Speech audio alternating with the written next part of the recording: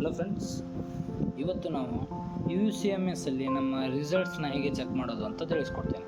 Okay, so first Google ಕ್ರೋಮ್ನ open ಮಾಡಿಕೊಂಡು ಇಲ್ಲಿ ನಿಮ್ಮದು UCMS ಲಾಗಿನ್ ಅಂತ ಬರುತ್ತೆ. ಒಂದು UCMS ಲಾಗಿನ್ನ ಹೊಡ್ಕೊಳ್ಳಿ. ಸೊ ಇಲ್ಲಿ ನಿಮಗೊಂದು ಡಿಗ್ನಿಫೈಡ್ ಪೇಜ್ ಓಪನ್ ಆಗುತ್ತೆ. ಈ ಪೇಜ್ ಓಪನ್ ಮೇಲೆ ಕ್ಲಿಕ್ ಮಾಡಿ. ನೀವು ಹೆಂಗೆ ಕ್ಲಿಕ್ ಮಾಡ್ತೀರಾ ಹಾಗೆ ಇಲ್ಲಿ ಎಂಟರ್ ಯೂಸರ್ ನೇಮ್ ಮತ್ತು ಪಾಸ್ವರ್ಡ್ ಅಂತ ಕೇಳುತ್ತೆ. ಸೊ ಫಾರ್ ಎಕ್ಸಾಂಪಲ್, ಈಗ ನಮ್ಮದು ನಾವು ಚೆಕ್ ಮಾಡ್ಕೋಬೇಕಂದ್ರೆ ನಮ್ಮ ಪಾಸ್ವರ್ಡು ಮತ್ತು ನಿಮಗೆ ಯೂಸರ್ ನೇಮು ಮತ್ತು ಪಾಸ್ವರ್ಡ್ ಕೊಟ್ಟಿರ್ತಾರೆ. ಯೂಸರ್ ನೇಮು ನಾನು ಹಾಕ್ಕೊತೀನಿ, ಪಾಸ್ವರ್ಡು ಹಾಕ್ಕೊತೀನಿ. ಆಮೇಲೆ ಇಲ್ಲಿ ನಾನು ನಮ್ಮ ಕ್ಯಾಪ್ಚಾ ಏನಿದೆ ಅದನ್ನು ಇಲ್ಲಿ ತುಂಬ್ಕೊಳ್ಳೋಣ, ಲಾಗಿನ್ ಕೊಡೋಣ.